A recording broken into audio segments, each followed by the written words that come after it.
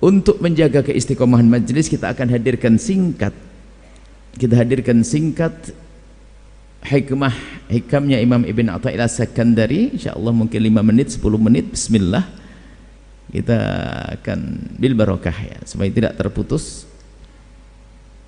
Berkata Imam Ibn Athaillah As-Sakandari rahimahullah ta'ala, nafa'na Allahu bihi wa bi'ulumihi wa bi'ulumi masyayikhihi wa talamidati fid dharain amin.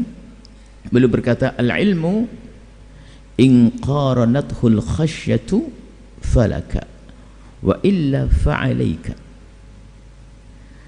Ilmu jika disertai rasa takut kepada Allah, maka itu akan menjadi ilmu yang berguna, bermanfaat untukmu.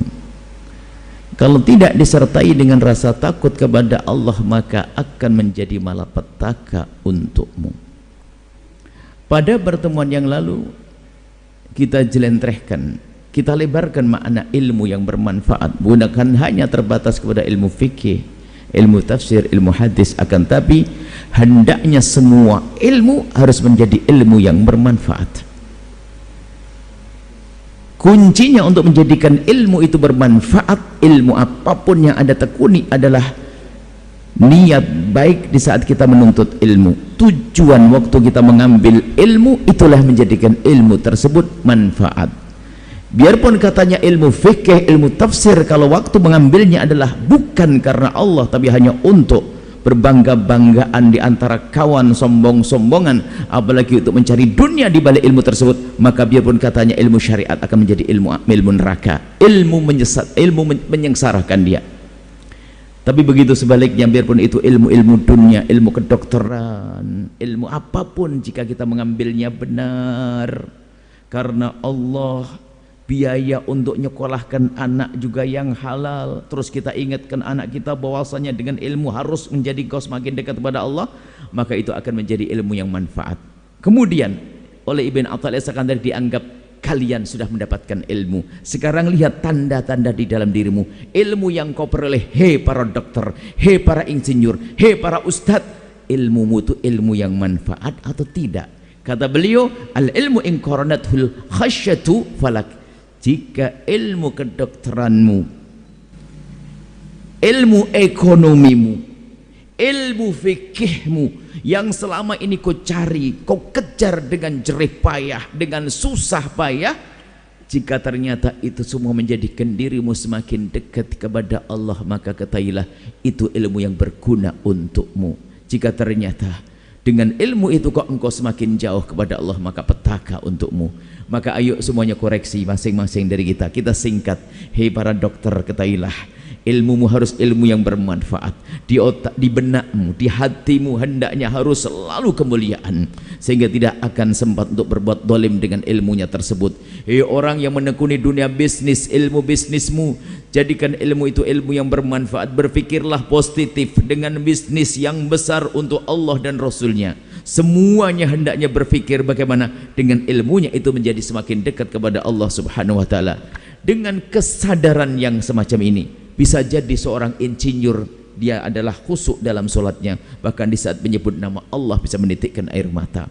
Karena apa? Ketulusan di dalam hatinya tadi. Jadi ini bukan urusan ilmu fikih, ilmu itu tadi, bukan. Ilmu apapun.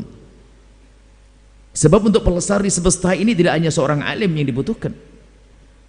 Bahkan disebutkan dari Sayyidina Umar bin Khattab, dari Sayyidina Abdullah bin Umar, dari baginda Nabi sallallahu alaihi wasallam, Nabi pernah menyebut, inna akhafu ala ummati, yang paling aku takut kepada umatku siapa? Kullu munafikin, alimul lisan, orang munafik tapi pintar ngomong, pintar ceramah. Nah ini kan mengerikan.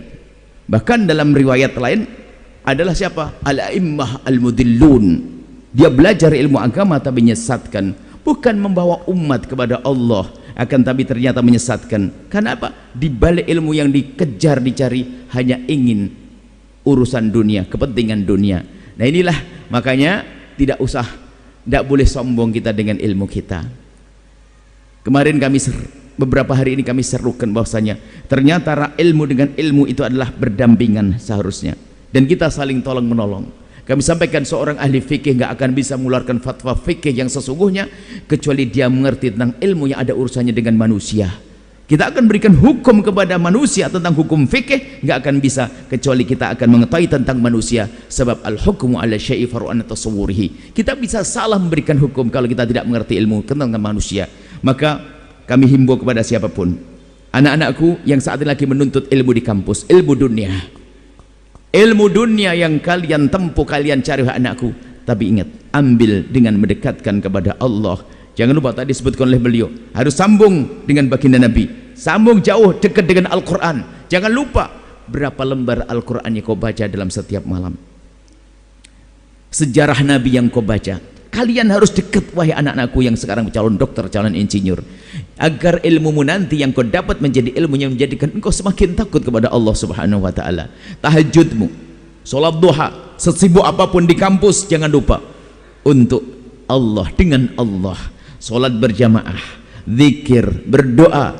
Jika kalian, wahai para anak-anakku ini yang lagi sekolah itu, yang di kampus-kampus, jika kalian menuntut ilmu itu dengan cara seperti ini, maka ketahuilah ilmu itu yang akan menjadi ilmu yang manfaat. Jadi apapun kalian akan menjadi orang yang dicintai oleh Allah. Bahkan kalau seandainya jadi insinyur, jadi presiden, jadi orang kaya raya, maka orang kaya raya yang takut kepada Allah, itulah yang dikatakan oleh Ibn Athaillah As-Sakandari, al-ilmu in qaranathul khasyatu falak. Kalau ilmumu yang kau dapat menjadikan kau semakin dekat kepada Allah, semakin takut kepada Allah, maka itu ilmu yang berguna, bukan sia-sia. Ini saja bisa kami sampaikan. Kemudian selanjutnya, mumpung ada orang alim, orang besar, maka ayo silahkan bertanya, beliau akan berikan jawaban kepada kita semuanya tentang permasalahan-permasalahan kita.